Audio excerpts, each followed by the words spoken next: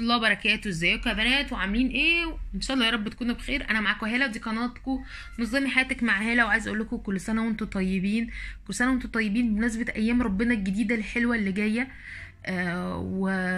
ويا رب تعيشوا في هنا وفي سعاده وفي سرور، ويفرح قلوبكم ويسعدكم، ويا رب يريح بالكم يعني وتوصلوا للي انتوا بتتمنوه ازيد في السنه الجديده.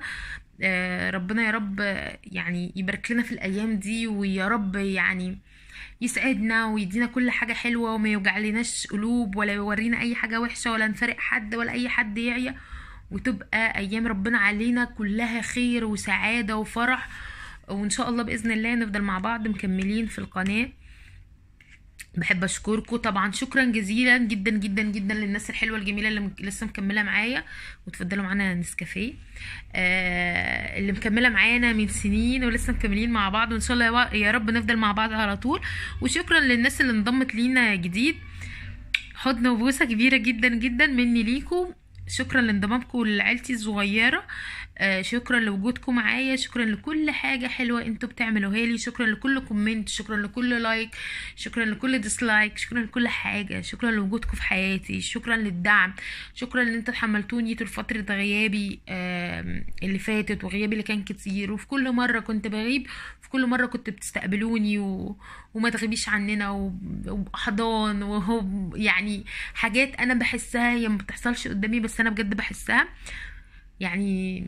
شكرا جدا جدا جدا. وفي اخر 2019 وفي اخر ساعات من 2019 حابة اقول ان بجد كانت سنة حلوة، كانت سنة جميلة. كانت اختبارات ربنا فيها الحمد لله كانت حلوة.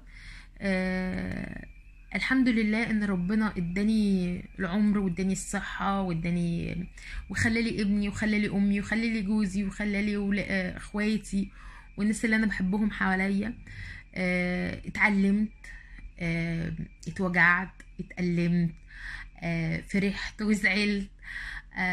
بس بجد اللهم لك الحمد يا رب على كل حاجة انت اديتهاني. الحمد لله ان انا لسه ليا فيا الصحة وفيا العمر وان انا لسه قاعدة بكلمكم دلوقتي. الحمد لله على كل حاجة، الحمد لله حتى يبلغ الحمد منتهاه. النهاردة حابة ان انا اتكلم معاكم كده كلمتين في السريع. ان شاء الله السنة الجديدة تبقى سنة سعيدة علينا كلنا. كل اللي حققناه في 2018 الحمد لله. سواء اصبتي في حاجات اخفقتي في حاجات، ده ما يديكيش زي ما بيقولوا ايه، يعني ما يخليكيش يبقى فيه مبرر ان انتي تزعلي او تقولي ده ما اتعملش. لسه الايام قدامنا ولسه السنين معانا، ان شاء الله باذن الله نحقق فيها كل اللي احنا عايزينه. النهارده هنتكلم بشكل بسيط القناه بتاعتنا هتكمل ازاي، والقناه الجديده دي عباره عن ايه، عشان ده سؤال جالي على الخاص من كذا حد. القناه الجديده والقناه بتاعتنا هتفضل بسلسلتنا الجميله بيتي جنتي، واللي هيبقى فيها يعني تكنيكس جديده ازاي نهتم ببيتنا من غير ما ياخد مننا وقت ومن غير ما ياخد مننا مجهود. ازاي نعمل نثبت عادات ونعمل بيبي ستيبس تظبط لنا روتينات الصبح وروتينات بالليل. ازاي لو حد قال لي بيتي مكركب وقالوا لي حماتي جايلك بعد ساعة هعمل ايه وازاي وبسرعة. وهناخد الحاجات دي تطبيق عملي. ازاي نعمل البيت نقسمه لمناطق ونشتغل فيها، ازاي نخلص البيت كله يبقى على طول بيتنا زي الفل ونستقبل اي حد في اي وقت. ازاي اخلي الناس تقول عليا ان انا ست بيت شطوره وقروبه وتخشي بيتها على طول زي الفل وريحته حلوه. ده احنا هنكمله في سلسله بيتي جنتي اللي من يوم ما فتحت القناه وهي موجوده وما اتغيرتش وما غابتش عنكم. سلسله تاني مطبخي السنه دي هتبقى مختلفه، لان احنا هنعمل فيها اكلات صحيه اكتر. هقول لكم الخطوات اللي انا مشيت عليها عشان اخس. الحمد لله، الله اكبر، اللهم لك الحمد يا رب. يعني ان انا قدرت انزل 35 كيلو من الاوفر ويت اللي كان عندي، ولسه مكمله لان انا لسه ما وصلتش لوزني المثالي اللي انا عايزاه. وكمان دي سلسلة مطبخي، وقلنا سلسلة بيتي جنتي. كمان عندنا سلسلة مامي لأول مرة. السلسلة دي أنا اجتهدت فيها اجتهاد بشع يعني بصراحة السنة دي. أنا خدت كمية كورسات كتيرة جدا جدا في 2018. لعبت كويس قوي قوي عن ان انا اطور نفسي واطور ذاتي عشان اقدر اطلع بمحتوى يكون كويس، ما كنش فيديوهات بعملها وخلاص، مش كل يوم اقول لكم اصل احنا بنمسح الصالة، اصل انا هعمل النيش، لا الكلام ده لا. ازاي ان انت لو عندك ولاد صغيرين ما بيسمعوش كلامك، ازاي ان احنا نخليهم يسمعوا كلامنا، ازاي نحملهم المسؤولية، ازاي اعمل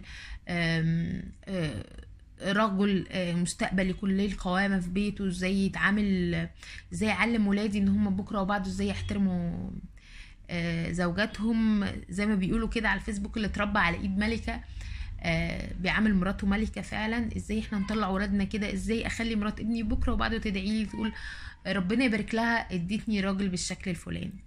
كل الحاجات دي هنتعلمها في سلسلة مامي لأول مرة. هناخد من اول ما الطفل بيبقى لسه مولود لحد سن المراهقة، وهنعيش مع بعض 21 سنة ازاي تعاملي فيهم ابنك وبنوتك.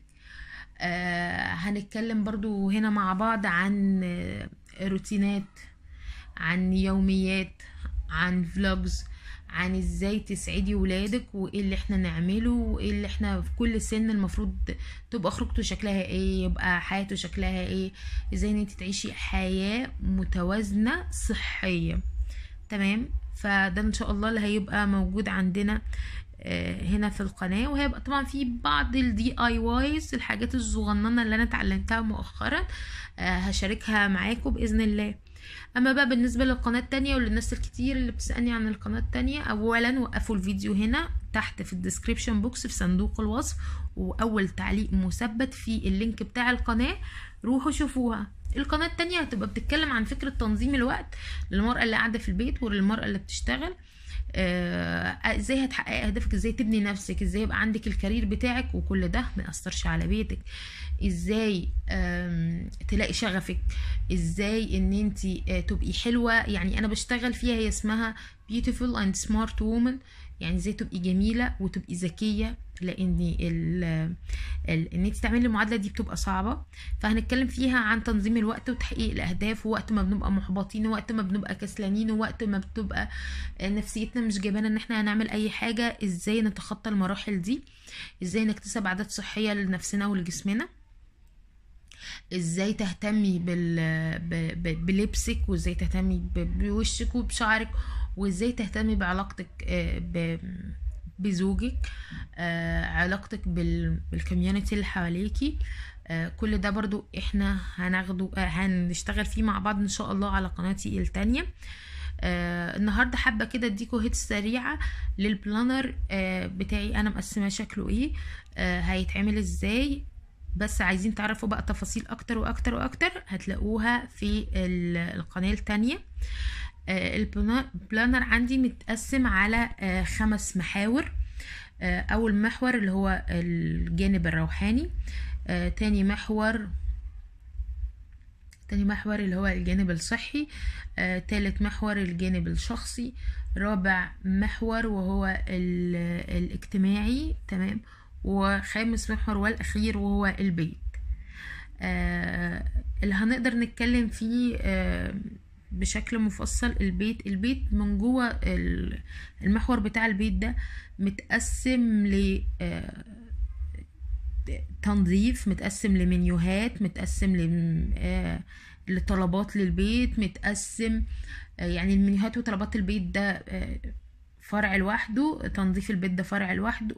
تنظيف البيت الاكل والمنيو بتاع الاكل والطلبات بتاعه البيت، وازاي نقسم الميزانية بتاعه البيت ده جزء لوحده. انك تبقي عارفة يعني بتصرفي ايه فين، دي برضو هنعملها في جزء لوحدها. ان ازاي انا اشتغل في بيتي، وازاي ان انا يبقى عندي مشاريع ان انا افض الكركبة من اوضة معينة، ان انا اغير مثلا ديكورات في اوضة معينة، ازاي هنعملها ونعملها يعني بحاجات من اللي عندنا، بحيث ان هي ما تكلفناش فلوس كتيرة. فالبلانر بتاعك انتي هتقسميه انا سوري مقسماه على الخمس مناحي دول. الجانب العبادة، فهي العبادة بعض عادات العبادات، يعني هي عادات. الصلاة فهي عادة، قراءة القرآن فهي عادة، الصوم فهو عادة. فهو الجانب العبادات هو عادات. لو انت يعني ربنا، يعني يا رب ربنا يزيدنا ايمانا وعلما في الدين. لو انت حد بيدرس علوم شرعية مثلا، هيبقى عندك بجانب كل ده لا، في هنا مشروع ان انا عندي هدرس مثلا الحاجات دي في سنة، في سنتين، على حسب المكان اللي انت بتدرسي فيه، فهتفرق معاكي. فده بالنسبة للعبادات، ان هي انا بالنسبة لي عبارة عن عادات، فمعمول لها جدول تمام، وجدول محاسبة وخواطر كده بكتبها عن الاسبوع ده انا مشيت فيه ازاي، او ايه الحلو وايه اللي انا، حتى لو انا كنت عامله كل حاجه بيرفكت بس في حاجات انا حاسه ان انا مقصره فيها، بدي لنفسي نوت عنها. اما بقى بالنسبه للجزء التاني وهو الجانب الشخصي، فالجانب الشخصي فيه مقسماه ل3 حاجات. للتنميه، التطوير الذاتي تمام. التطوير الذاتي ده اللي هو انا لو فيا اي حاجه وحشه او اي حاجه حلوه عايزه اطورها او عايزه اشيلها. ده التطوير الذاتي، ان انا مثلا عايزه اخد كورس في حاجه معينه، فانا بدور وببلان وبدور على الاماكن اللي انا اخد فيها الحاجات دي. بعد ما باخدها طبعا بتابع نفسي اشوف هل استفدت منها ولا ما استفدتش. ده بالنسبه للجانب الشخصي. زي ما قلت لكم في التطوير الذاتي ده اتكلمت عنه. التعليم والتعلم، مثلا انا بعمل مثلا بعمل ماجستير، بعمل دكتوراه، فده التعليم والتعلم.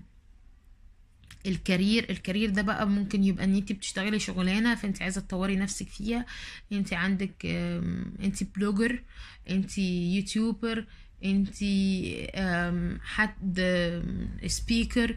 فكل حاجه بقى تنقسم تحت الجانب الشخصي ده، تحت الفكرة اللي هو الكارير تمام. ده براحتك انتي تبدعي فيها زي ما انتي عايزة بقى، كل واحد على حسب الحاجات اللي عنده. كده اتكلمنا عن العبادات وعن الجانب الشخصي. اما العلاقات الاجتماعية فهي هتتقسم للأسرة والعيلة والايفنتات والاصحاب. هل فعلا انا محيط، يعني عندي محيط العائلة بتاعتي انا فعلا حد عنده تواصل اجتماعي لطيف ولا مش موجود؟ ده برضو بيبقى في الجانب ده. اتكلمنا عن البيت. الجانب الصحي بيتقسم عندي ل3: الاكل الصحي والافكار بتاعت الاكل الصحي والتنوعات وايه احسن من ايه والكلام ده كله. الرياضة برضو موجودة معايا، بس بالنسبة الرياضة عندي هي رياضة وشرب المية، الاتنين دول توجيزر يعني. وتالت حاجة اللي هي مظهري دي بيبقى فيها ازاي تعملي ستايلينج للهدوم بتاعتك تمام، وده برضو هنعرضه في القناة التانية. ازاي ان انت يكون مظهر بشرتك كويسة، مشاكل الشعر، مشاكل البشرة، الحاجات بقى النفسية، يعني هتاخدي مظهرك من حيث اللي هو العناية الشخصية، وان ازاي تبقي يعني فاشونيستا في نفسك كده. وكمان الجزء النفسي، وده هندرسه مع بعض بشكل مفصل جدا جدا برضو في القناة التانية، وازاي اعمل بالانس واوازن اموري. ده بالنسبة للبلانر بتاعي متقسم على كام ناحية، وكل ناحية تحتيها ايه. طبعا على القناة التانية في التفاصيل بقى اللي هنقعد نلوك فيها، وكل حاجة هنعملها ازاي، وكل شهر هخططه معاكم وهقول لكم انا هشتغل على ايه بالظبط في الشهر ده تمام. ده بالنسبة كده الشكل العام للبلانر، والشكل العام للقنوات بتاعتنا. ما تنسوناش طبعا هناك تروحوا تعملوا اشتراك وتفعلوا الجرس، والناس اللي ما بيوصلهاش اشعارات هنا يا ريت تلغي الاشتراك وتلغي تفعيل الجرس وتشتركي وتفعلي الجرس من اول وجديد. اي طلبات اطلبوها مني تحت في الكومنتات. بحبكم في الله، واشوفكم على خير في السنة الجاية، ومني ليكم احلى تحية، وربنا يسعدكم ويفرح قلبكم ويريح بالكم، وبتمنى لكم كل حاجة حلوة. بتمنى منكم بس في الايام دي دعوة صادقة من قلبكم ليا. لو حد بيحبني ادعوا لي دعوة حلوة بظهر الغيب. وانا بحبكم في الله جدا جدا جدا، وحابة اقول لكم شكرا لكل حد دعمني سبورتت مي في اي حاجة. الف شكر ليكم جدا جدا جدا على كل حاجة حلوة بتعملوها لي. مستنياكم في القناة التانية زي ما قلت لكم. اشوفكم على خير، واقول لكم السلام عليكم ورحمة الله وبركاته.